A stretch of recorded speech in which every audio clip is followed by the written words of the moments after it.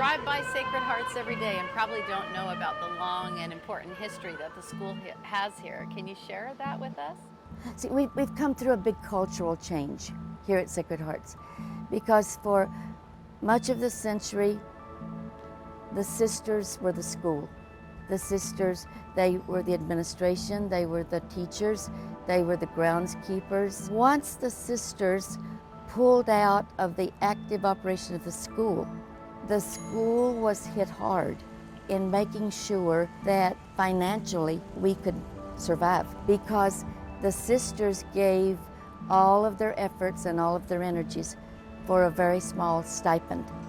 And that was the reason Catholic schools had such a small tuition. And so it became a challenge to increase the tuition, to pay for lay salaries, to pay for technology, to pay for capital improvements without the labors of the sisters. And we've done it. The school is thriving economically and financially. We're so happy that we're still here, very focused on the mission of the sisters. Their legacy and their influence and their spirituality still is what makes the school what it is. Now, how about you? You've been with the school a long time, right? I have. How long? I have been here a little over 4 decades. I came as a young teacher, 2 years out of graduate school.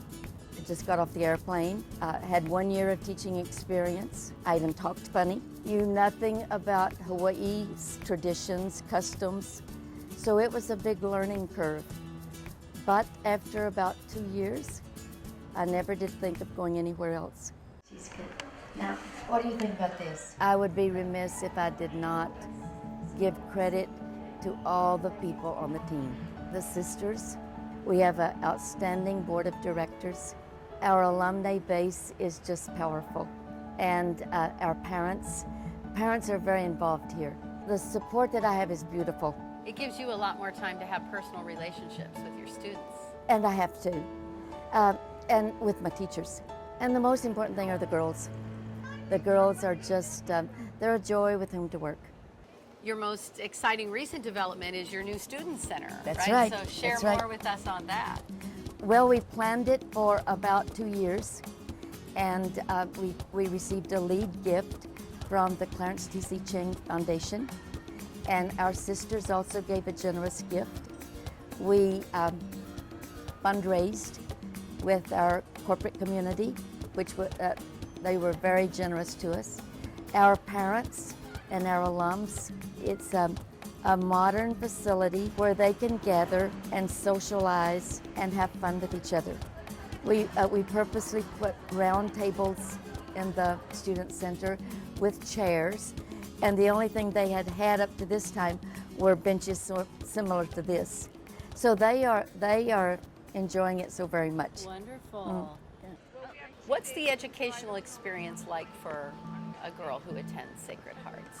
Sometimes I jokingly tell them we're going to grab 3 parts of their bodies. We want to grab their head because we want to make sure that the intellectual development is happening. We want to grab their hands because we are very attuned to service to our families, service to our communities, service to the world. Okay. And then, of course, the most important thing we want to grab is the heart, because we want to make sure that they are developing a sense of spirituality, a sense of character, and a sense of values that will become the trademark of their lives in the future.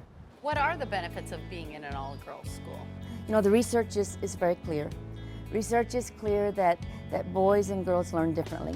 So we think the learning styles of girls, you know, they're collaborative, they're experiential learners, they're reflective learners. So the value of a school like Sacred Hearts is that our teachers are teaching to the learning styles of the girls. We want to see them soar in confidence, soar in their abilities to do well. We remember them when they were in kindergarten, and we just see how they have developed into such outstanding young women. Now, you mentioned that you've been at this job decades. Yeah. Did you say over 40 years? I did. My goodness. You look amazing. But what is it that keeps you excited and coming back to this job? I think I like being part of something good.